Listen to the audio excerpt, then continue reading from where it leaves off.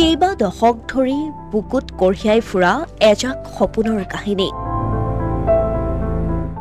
বগা কাগজৰ পাতত আখৰৰ মালাৰে লিখি উলিয়াইছে তেওঁ। ৮৭ বছৰ বয়সত প্ৰকাশ পালে ৰেখা শৰ্মাৰ কত কথা কত কাহিনী। এসময়ত বহু লোকৰ সংগ্ৰামী জীৱনৰ আৰু সামাজিক জীৱনৰ আদিপাঠ লোৱাৰ ক্ষেত্ৰত প্ৰেৰণা যোগাইছিল এইগৰাকী ৰেখা শৰ্মাই। সেই সময়ত ৰাষ্ট্ৰীয় পৰ্যায়ত জিলিকি থকা এগৰাকী মহিলা আছিল এইগৰাকী ৰেখা শৰ্মা। বহু সপোন বুকুত বান্ধি এসময়ত জাতিৰ স্বাৰ্থত সংগ্ৰামৰ পথাৰত জঁপিয়াই পৰা ৰেখা শৰ্মাৰ কত কথা কত কাহিনী হৈছে এক সামূহিক স্মৃতিৰ ভঁৰাল। ইতিহাসৰ কেইটামান পৃষ্ঠা চিৰস্থায়ী কৰিবলৈ চেষ্টা কৰিছে তেওঁ। জাতি সমাজ দেশৰ বহু কথাক লৈ ৰচিত এই গ্ৰন্থখনিত জড়িত হৈ আছে এইগৰাকী বয়স এগৰকা ৰেখা শৰ্মাৰ আৱেগ। দেওবাৰে উন্মোচন কৰা হ'ল নগাঁৱৰ সংগ্ৰামী নেত্ৰী, অসমীয়া সংস্কৃতি জাতি মাতৃভূমিৰ স্বাৰ্থত মাত মাতি অহা এগৰাকী সাহসী মহিলা ৰেখা শৰ্মাৰ কত কথা কত কাহিনী শীৰ্ষক গ্ৰন্থখনি। ৰাষ্ট্ৰীয়তাবাদক বিশ্বাস কৰিলেও জাতিটোক ভালপোৱা, জাতিৰ বাবে বলিষ্ঠ কণ্ঠৰে মাত মাতি অহা ৮৭ বছৰীয়া ৰেখা শৰ্মাৰ নৱপ্ৰকাশিত পঞ্চমখন গ্ৰন্থ কত কথা কত কাহিনী উন্মোচন কৰে কবি সাহিত্যিক শিক্ষাবিদ ডক্টৰ শৰৎ বৰকটকীয়ে। পুৱা 10:30 নগাঁৱৰ আমোলাপতিৰ বাসভৱনত অনুষ্ঠিত গ্ৰন্থ উন্মোচনী সভাখনি বন্তি প্ৰজ্বলন কৰি পাতনি মেলা হয়। বন্তি প্ৰজ্বলন কৰে মধুসূদন দেৱগোস্বামীয়ে।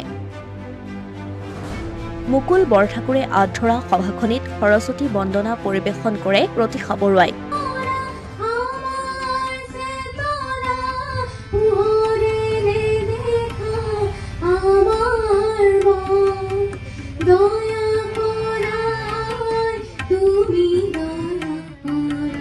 সভাখনিত অসমীয়া প্ৰতিদিনৰ সহযোগী সম্পাদক প্ৰকাশ মহন্ত উপস্থিত থাকে। লগতে উপস্থিত থাকে প্ৰাক্তন মন্ত্ৰী গিৰীন্দ্ৰ কুমাৰ বৰুৱা, গল্পকাৰ শিৱানন্দ কাকতি, নগাঁও সদৰ সমষ্টিৰ বিধায়ক ৰূপক শৰ্মা, লগতে বহু বৰেণ্য ব্যক্তি। গ্ৰন্থ উন্মোচনী সভাৰ আৰম্ভণিতে নিজৰ ভাষণ আগবঢ়াই অসমীয়া প্ৰতিদিনৰ সহযোগী সম্পাদক প্ৰকাশ মহন্তই ৰেখা শৰ্মাৰ সন্দৰ্ভত কয়, আদিপাঠ মই সংগ্ৰামী জীৱনৰ সামাজিক জীৱনৰ আদিপাঠ ইয়াত লৈছো। এই আদিপাঠ লোৱাৰ ক্ষেত্ৰত আমাক প্ৰেৰণা যোগোৱা ৰেখা বাইদেউখন, যাৰ লগত ঘণ্টাৰ পিছত ঘণ্টা মই কেতিয়াবা ফোনত কথা পাতো, কেতিয়াবা আহোঁ লগ পাওঁ। ইয়াৰ আগতে যেতিয়া আহিছিলো সুস্থ অৱস্থাত লগ পাই গৈছিলো। তাৰ পিছত বুঢ়ীৰাম শইকীয়া ছাৰৰ অনুষ্ঠানত যেতিয়া মাতিবলৈ আহিলো, তেতিয়া বাইদেউ লাহে লাহে অলপ অসুস্থ হ'ল। তাৰপিছত তেওঁক তাত পালো আৰু হঠাৎ বাইদেউৰ স্পৰ্শ কিতাপখনৰ উন্মোচনী আগতেই আছে। কিন্তু মই অতিকে আনন্দিত, আৰু যিসকলৰ পৰিশ্ৰমৰ ফলত বাইদেউৰ মনৰ কথাখিনি কেতিয়াবা কয়, মই গোটেই কথাবিলাক লিখি থৈছো। প্ৰচণ্ড ক্ষোভত, প্ৰচণ্ড বেদনা বাইদেউৰ হৃদয়খন চটফটাই থাকিছে।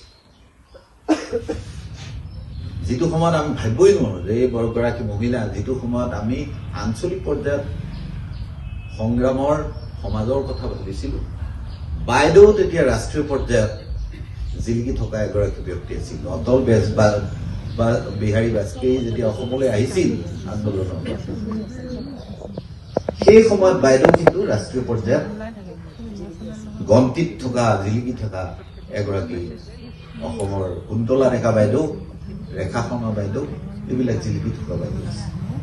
আৰু আমাৰ প্ৰেৰণা, তেওঁলোকৰ প্ৰেৰণাই আমাক আজিলৈকে সমাজৰ সৈতে সম্পৰ্ক ৰখাৰ এই স্ৰোত আমাৰ ৰন্ধ্ৰে ৰন্ধ্ৰে প্ৰবাহিত হৈ আছে। সংগ্ৰামী জীৱনত বহু ঘাট প্ৰতিঘাত পাৰ কৰাৰ সময়ত অতি ওচৰৰ পৰা কেইগৰাকীমান মাতৃক মই লগ পাইছিলো। তাৰ ভিতৰত 1 নম্বৰত মোৰ মাতৃ আছিল, যাৰ মোৰ বাবে প্ৰেৰণা। আৰু স্বৰ্ণ বাইদেউ, মিনু বাইদেউ, ৰেখা বাইদেউ, মাখনী গটকী বাইদেউ, গায়ত্ৰী গায়ন বাইদেউ, বকুলিকা গোস্বামী বাইদেউ, এই আচলতে আমাৰ অভিভাৱক পৰিয়ালৰ সদস্যৰ নিচিনা আমাৰ সংগ্ৰাম আৰু সামাজিক জীৱনত আছিল। মোৰ মনত পৰে গুৱাহাটীলৈ মই যোৱাৰ পিছত মোৰ সৌভাগ্য দুটা হৈছিল। এটা হ'ল নগাঁৱৰ মহিলা স্বৰ্ণ বাইদেউ, যি আচলতে বহু প্ৰতিভাৰ অধিকাৰী। তেওঁ দিউং নদীৰ গীতে মানুহৰ হৃদয় এতিয়াও আলোড়িত কৰে। তেওঁক ৰাজ্যিক পৰ্যায়ত সন্মানিত কৰা হোৱা নাছিল।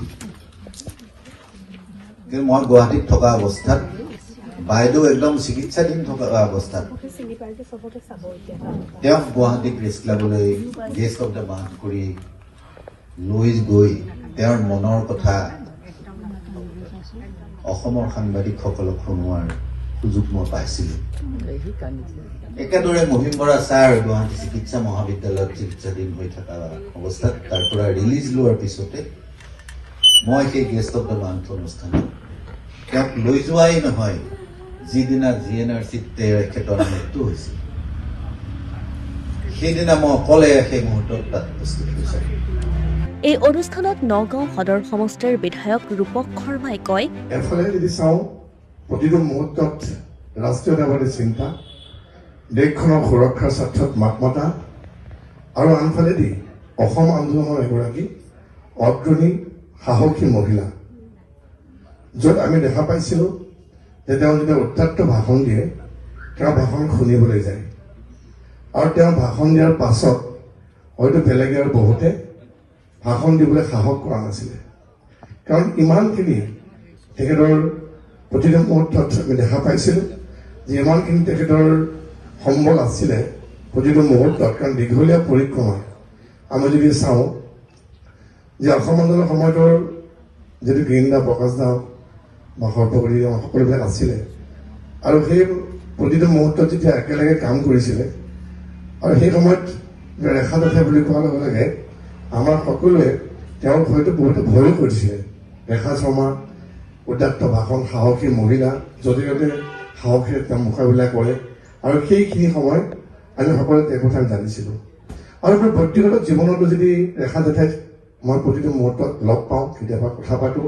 গ্ৰন্থখনি উন্মোচন কৰি ডক্টৰ শৰৎ বৰকটকীয়ে ৰেখা শৰ্মাই এই গ্ৰন্থখনত উল্লেখ কৰা বহু কথা উনুকিয়াই দিয়ে।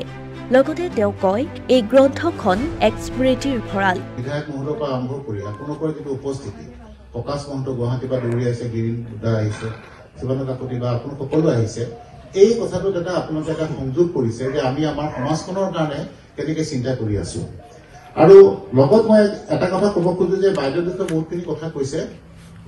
বাইদেউক মই কেনেকৈ জানো, বাইদেউ মোৰ কাৰণে এগৰাকী স্নেহময়ী মাতৃ, বাইদেউক মই তেনেকৈ জানো। বাইদেউক মই জানো এগৰাকী অক্লান্ত দেশক ভাল পোৱা এগৰাকী সংগ্ৰামী মহিলা।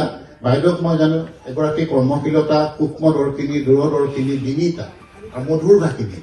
ইয়াত খুব উগ্ৰ ভাষণ দিয়া তেনেকুৱা কথা মানে লাইনতো যায়গৈ, বাইদেউ ভাষণ খুব সকলোকে মুগ্ধ কৰে, কিন্তু সেই মুগ্ধতাৰ আঁৰত আছে তেখেত আচলতে মধুৰ ভাষিনী। আৰু বাইদেউ হৈছে সহৃদয়া, বাইদেউ হৈছে প্ৰগতিশীল, প্ৰগতিবাদী। বাইদেৱে মোৰ লগত সম্বন্ধটো এনেকুৱা, কেতিয়াবা যদি ক'ৰবাত কিবা এটুকুৰা ওলাই বাইদেৱে মোক ফোন কৰে, শৰৎ তোমাৰ এইটো পঢ়িছোঁ। আৰু অকল সেইটোৱে নহয়, মোৰ পৰিবাৰকো বাইদেৱে সম্বোধন কৰে, আৰু সেইটো এটা মোৰ নিজৰ। অসমীয়া প্ৰতিদিন ডিজিটেল সংবাদ, নগাঁও।